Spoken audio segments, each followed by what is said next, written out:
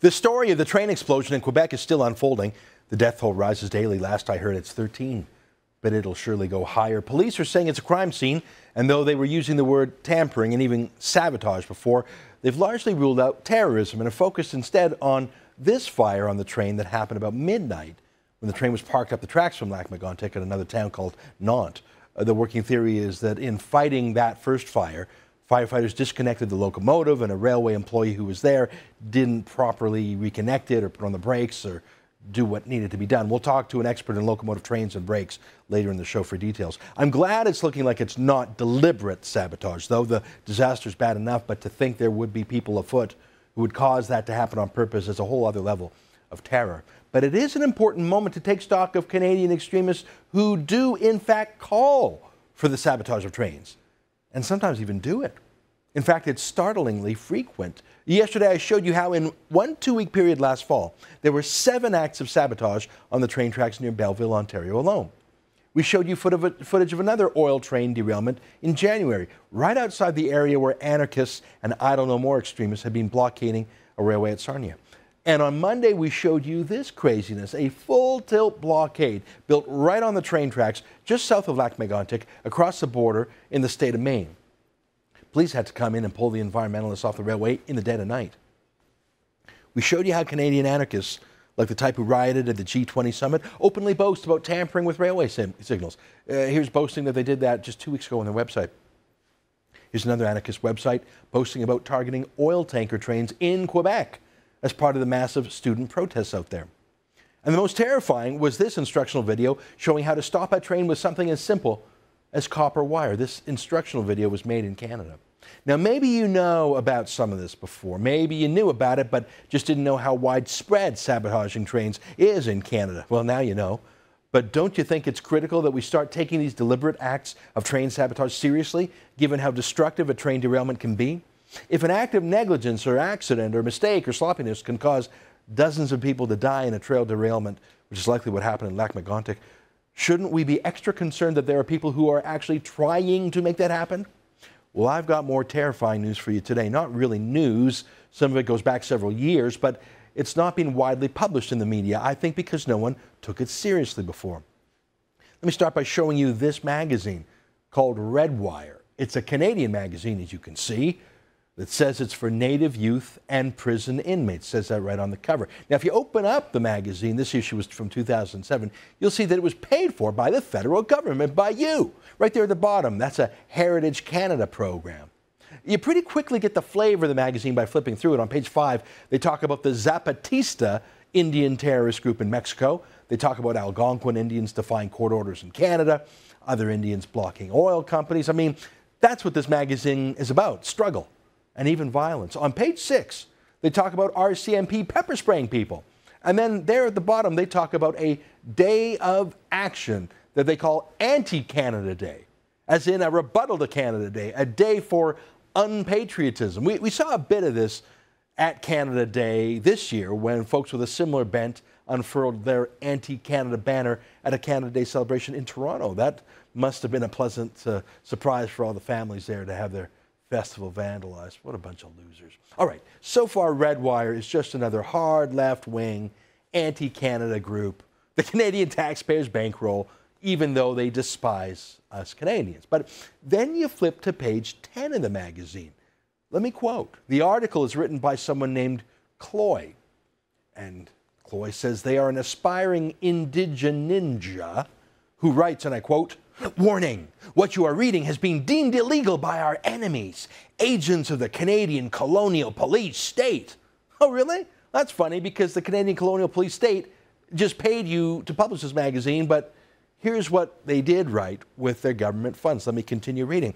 "It is up to us to take back some of this power and control and use it for good. We can start by waging war against the machines, beginning with low-level actions and working our way up to higher-level actions aimed at destroying corporate and state property. Acting as guerrillas, we can strike at critical weaknesses where the system lies vulnerable to covert nighttime attack." Waging war, destroying property, covert nighttime attacks? You mean like derailing trains in the middle of the night?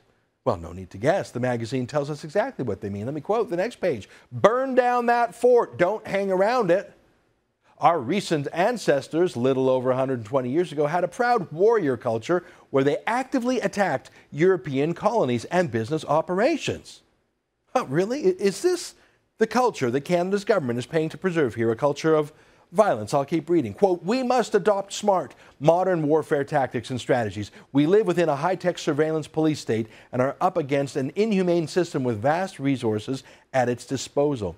See, this isn't just pie-in-the-sky stuff. This isn't just daydreaming. What follows is a practical guide to terrorism. I quote, sabotage actions should never be conducted in a rage or anger. Eco-sabotage should be planned, calmly executed, and the extent should reflect the damage that the evildoer is inflicting on the earth. Well, there you have it, eco-sabotage.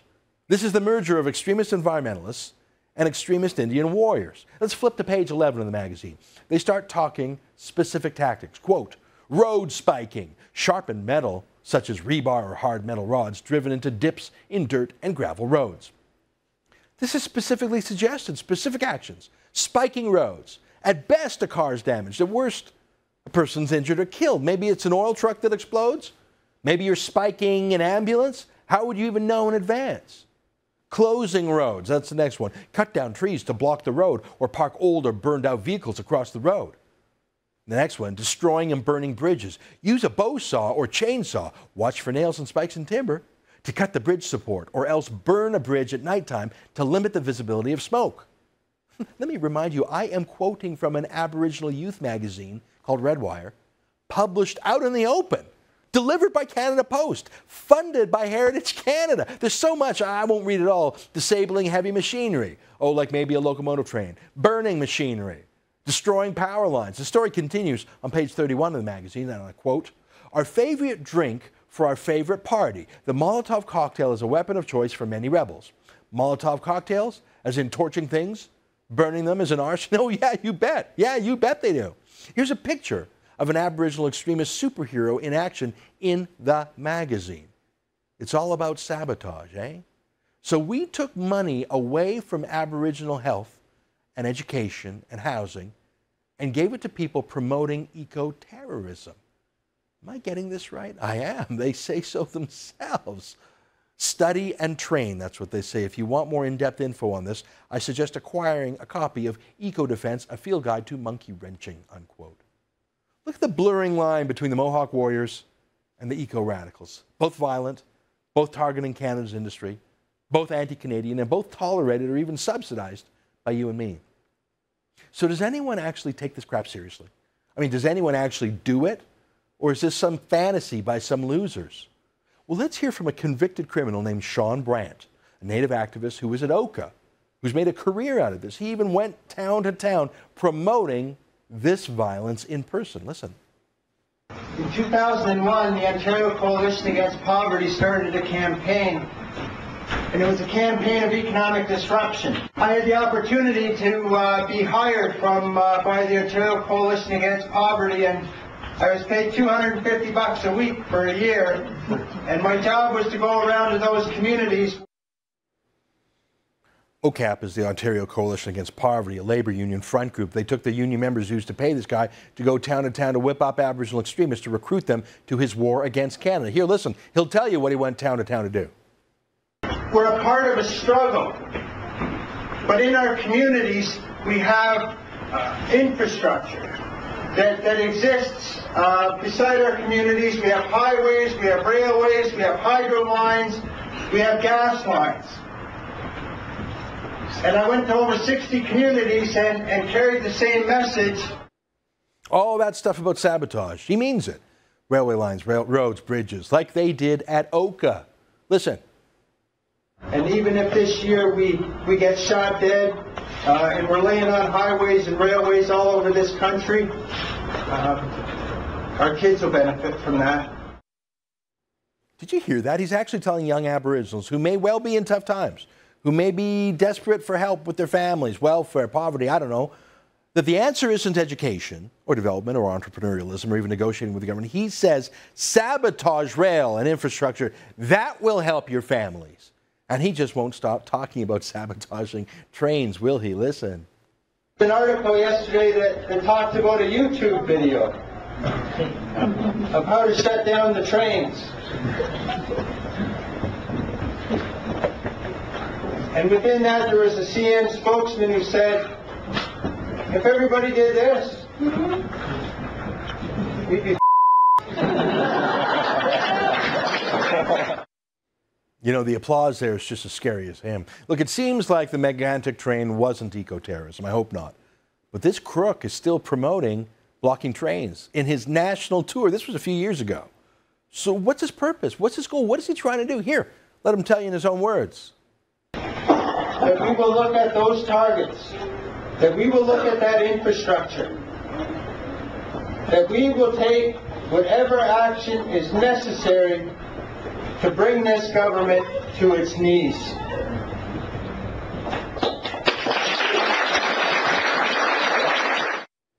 Again, applause there, eh? I got a question for you. What's the difference between a terrorist group saying it's going to use violence to bring Canada to its knees and this guy, paid by OCAP, doing the same? Now, these videos in the magazine I showed you are from a few years ago, but it's all back. It's all back big time. I Don't Know More's chief tactic was blocking roads and railways, and they've merged with Occupy Wall Street. Their specialty, squatting in city parks and blocking roads.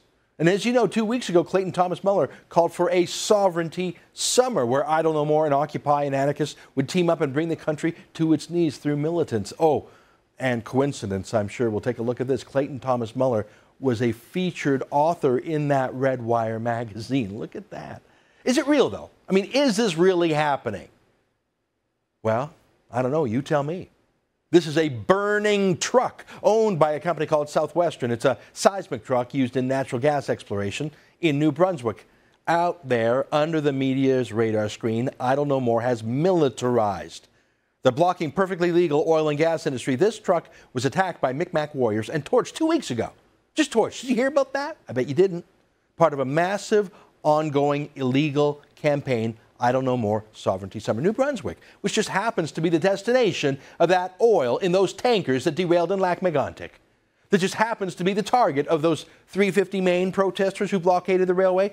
Now, do you give a damn about this? I mean, do you give a damn that there are people in this country actively promoting lawlessness, not just civil disobedience, not just sit-ins in campus or being irritating, but actually spiking roads, burning bridges, derailing trains, throwing Molotov cocktails? Does it bother you that they're doing this out in the open in magazines, on YouTube, on speaking tours paid and sponsored by big unions? Does it bother you when seismic trucks are torched?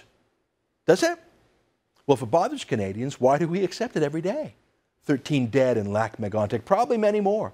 Do we need to wait for one of these eco-terrorists to actually kill somebody before we shut them down? I wonder.